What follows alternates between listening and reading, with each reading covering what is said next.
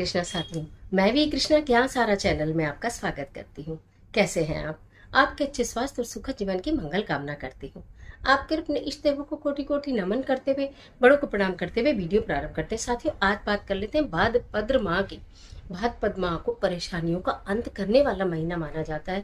इस महीने में भगवान श्री कृष्ण की पूजा और उपासना करने का विधान बताया गया है। कहा जाता है जो भी जातक इस महीने में भगवान श्री कृष्ण की पूजा करते हैं, उनसे संबंधित कुछ ज्योतिषीय उपाय करते हैं, तुलसी माता की पूजा करते हैं, ओम नमो भगवती वासुदेवाय मंत्र का निरंतर जाप करते हैं, उनके जीवन की सारी परेशानियां जड़ से खत्म हो जाती हैं। तो आज की वीडियो में यही जानकारी लेकर आपके बीच में बात कर रहे हैं भाद्रपद माह की, बात कर रहे हैं भगवान श्री कृष्ण के प्रिय माह की, बात कर रहे हैं उस महीने की जिसमें भगवान श्री कृष्ण का जन्मोत्सव मनाया जाता है, कान्हा जी की छठी उत्सव मनाई जाती है, राधा रानी का जन्मोत्सव मनाया जाता है, महालक्ष्मी के 16 दिन की पूजा इस महीने में प्रारंभ होती है, हरतालिका तीज का व्रत इस महीने में किया जाता है।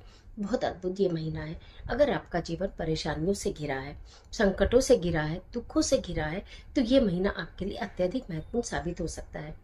आपको करना क्या चाहिए? इस महीने में भगवान श्री कृष्ण की पूजा करनी चाहिए। आपके घर में भगवान श्री कृष्ण की, राधा रानी की मूर्ति, प्रतिमा, तस्वीर जो भी हो, संयुक्त रूप से होनी चाहिए। अगर आपको पारिवारिक रिश्ते या पति पत्नी के रिश्तों में अथाह प्रेम चाहिए तो उसके, अगर अपने घर में लड्डू गोपाल रखे हुए हैं तो उनकी सेवा तो आप करेंगे, उनके तो आप अद्भुत और महीनों से ज्यादा अच्छी तरह से उनकी सेवा करें। तो आप भगवान श्री कृष्ण और राधा रानी की पूजा करेंगे।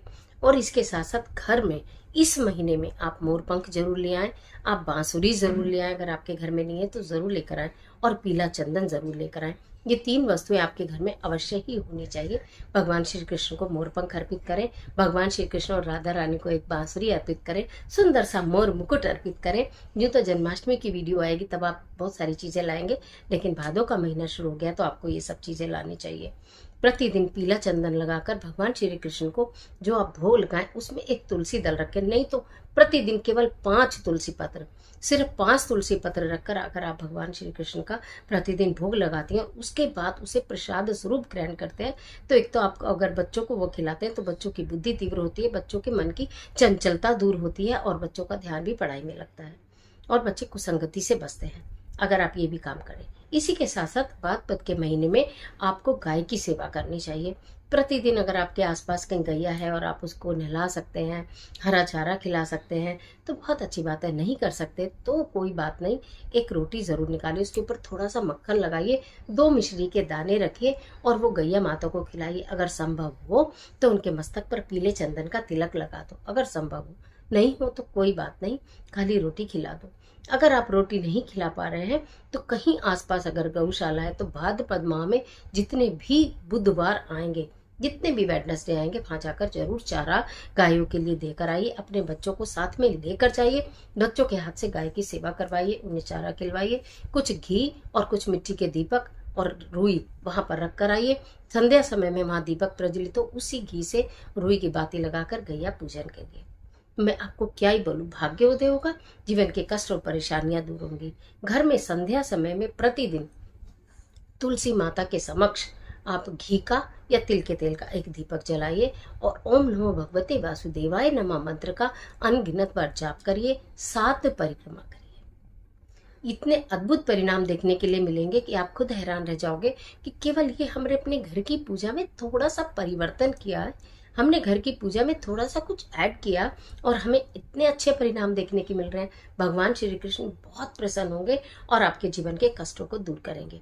इस महीने में आपको तामसिक भोजन का सेवन नहीं करना चाहिए।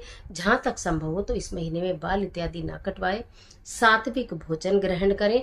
आपको चावल का दान इस महीने में करना चाहिए। जब भी आपका अवसर लगे, जितना भी अवसर लगे उतना करिए किसी जरूरतमंद को।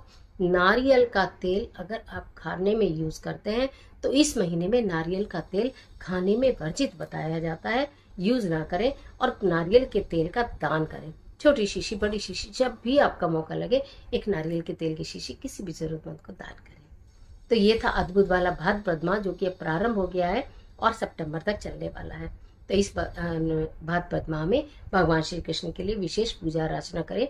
जब भी आपका मंदिर जाना हो, शारीरिक तौर पर मंदिर जाइए, वहाँ राधा कृष्ण की मूर्ति, प्रतिमा मिलेगी, कुछ समय वहाँ बैठिए, उनको निहारिए। संयुक्त रूप से एक लाल चुन्नी अगर लड़कियां उड़ा देती हैं तो उनका विवाह जल्दी हो जाता है। शहद का भोग लगा देती हैं तो रिश्तों में प्रेम बहुत हो जाता है। मोर पंख और बांसुरी दे दें तो मैं आपको क्या ही बोलूं, आपकी बल्ले बल्ले हो जाएगी। तो भाद्रपद माह की अनंत शुभकामनाएं। भगवान श्री कृष्ण और राधा रानी की कृपा आपके और आपके परिवार के ऊपर सदैव बनी रहे। और इस तरह की तमाम वीडियोस को देखने के लिए चैनल को सब्सक्राइब करें, बेल आइकन का बटन प्रेस कर लें। वीडियो अच्छी लगती है तो लाइक करें, अपने फ्रेंड के साथ भी शेयर करें, जिससे इस महीने का अद्भुत लाभ वो भी उठा सके, उनके जीवन के भी कष्ट, दुख, परेशानियां सब जड़ से खत्म हो जाए। और कमेंट बॉक्स में ओम नमो भगवते वासुदेवाय नमः या राधे राधे जरूर लिखें। ईश्वर आप